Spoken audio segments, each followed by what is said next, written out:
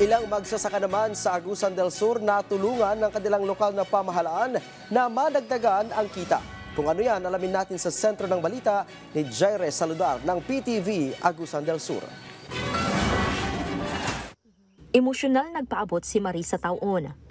Binipisyaryo ng Aplan Sustainable Agri-Forestry Development o USAD program sa bayan ng Esperanza, Agusan del Sur ng kanilang taos-pusong pasasalamat. Matapos nilang mapagtapos sa kolehiyo ang kanilang anak sa tulong ng programa. Dako po na akong pasalamat sa USAD.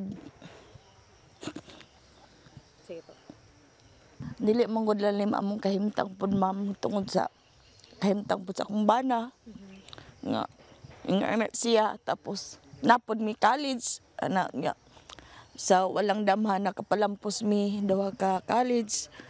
Ang USAD ay isang flagship program ng Agusan del Sur na layuning tulungan ang mga magsasaka sa kabundukan na magkaroon ng dagdag na kabuhayan. Sa pamamagitan nito, nakatanggap sina Marisa ng libreng binhi ng saging at 500 seedlings ng kakao na naging pangunahing pagkukunan nila ng pangaraw-araw na pangangailangan. Napagyaman ni Marisa at ang kanyang asawa na isang person with disability o PWD ang kanilang sakahan. Ngayon ay mayroon na silang 1,200 puno ng saging. Dako yung gikatabang ang USAD sa amo, ma'am, tungod kay dire po namo ginakuha ang among pang-alawan sa among estudyante. So pang pagkaon, pang boarding house, pang bayad sa eskwelahan. Isa lamang si Marisa sa USAD farmers na binisita sa Barangay Doangan, Esperanza, Agusan del Sur, kung saan isinagawa ang pamamahagi ng iba't ibang libreng serbisyo mula sa national at provincial government agencies. Libo-libong residente ang nakatanggap ng mga libreng serbisyo tulad ng medical check-up at serbisyo mula sa mga ahensya gaya ng NBI, PSA, PhilHealth, LTO, TASDA at iba pa. Arlay pa kay dako kay nakaani sila nakabisita sa among barangay. Hinikayat din ni Vice Governor Patricia Ann Plaza ang mga kabataan na subukan ang kursong agrikultura para sa mas maunlad na sektor.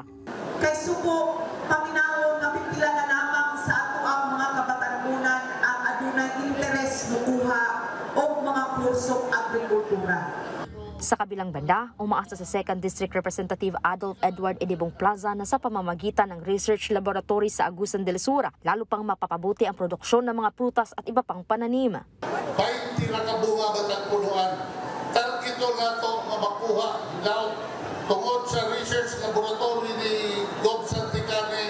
Taga, mabot ang panahon, mapaabot na itong 70-80 kabunga matang puluan. Para yun, sakto-sakto ang inyong income. Pinahayag din ni Governor Santiago Cane Jr. na sa pamamagitan ng siyensya, libre itong maipapagamit sa mga magsasaka. Masusuri kung ano ang angkop itanim at tamang abono ng kanilang sakahan na makakapagpababa ng gasto sa pataba at makakapagpataas ng ani. Jaire Saludar ng PTV Agusan del Sur para sa Pambansang TV sa Bagong Pilipinas.